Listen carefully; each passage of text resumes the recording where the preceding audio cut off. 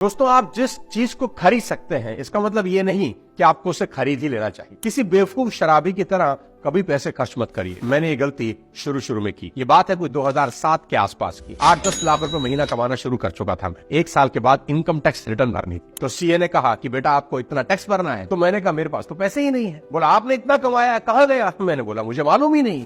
और सच में मुझे मालूम नहीं था कि वो पैसा कहाँ चला गया। अनाप शनाप खर्च करता रहा मैं।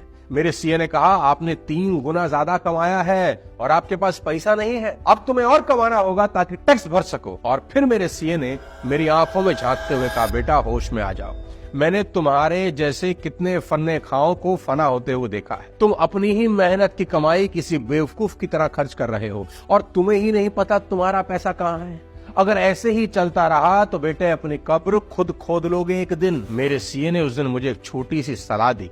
उसने कहा कि एक छोटा नोटपैड जिम में रखो और अगले 30 दिन तक होने वाले एक एक खर्च को लिखो। और मैंने ऐसा ही किया। आज आपको भी यही सलाह देता हूँ। आपको नजर रखनी होगी। नजर रखो, पाई पाई जो खर्च करते हो उस पर नजर रखो। एक छोटी सी डायरी और पेन जरूर लो और हर दिन लिखो जहां खर्च कर रहे हो। एक दिन भी छूटना नहीं चाहिए मेरे दोस्त, कोई बहाना नहीं। सोच लो एक दिन भी छूटा तो कोड़े लगेंगे आपको।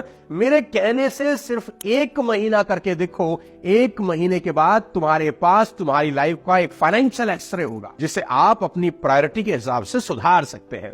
असल में जब कोई चीज सामने ही ना हो तो हमें पता ही नहीं चलता कि हम कर क्या रहे हैं। एक छोटी सी डायरी और एक छोटा सा पेन आपकी सोई किस्मत बदल सकता है। और मैं बहुत बड़े लोगों को पर्सनली जानता हूं जो हर महीने अपना ही फाइनेंशियल एनालिसिस करते हैं। हालांकि ये बहुत आसान है। एक डायरी, एक पेन कोई भी खरीद सकता है, शायद इसीलिए करना बहुत मुश्किल है।